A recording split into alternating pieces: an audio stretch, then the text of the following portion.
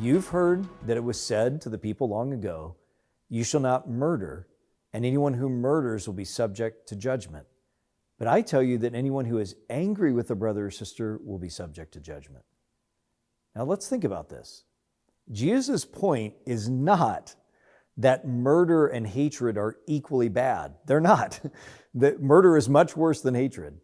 But what he is saying is to have the righteousness that is more than the scribes and Pharisees, more than just the superficial holiness, we must pay attention to our inner person, our heart.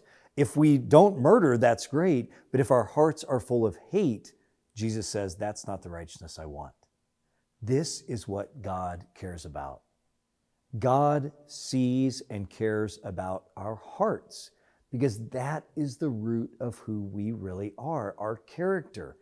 The external behavior of murder or love, adultery or faithfulness, evil words or kind actions, these are the fruit that come from the kind of tree root who we are in our hearts. But the human tendency that we all have, the Pharisees and us too, is to get this backwards, to focus on the externals as if that is who we are.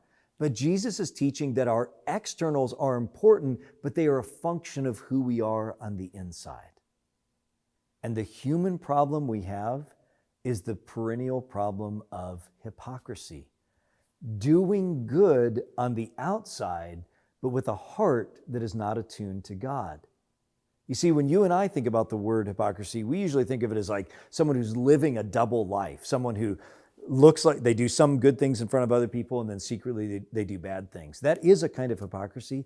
That's not the hypocrisy Jesus is talking about. He's talking about a much more pervasive and more pernicious version of hypocrisy where we actually do good on the outside. We truly do good on the outside, but our hearts are not connected.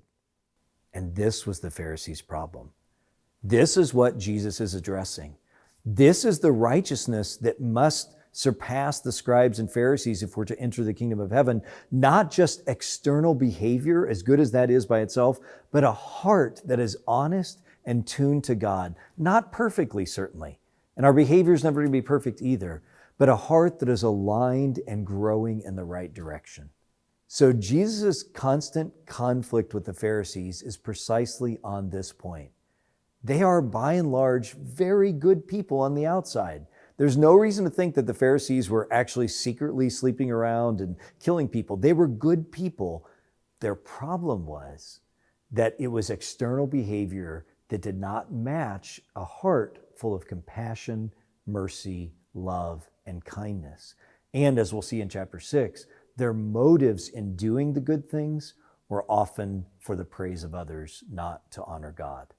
So they, just like us, have a heart problem.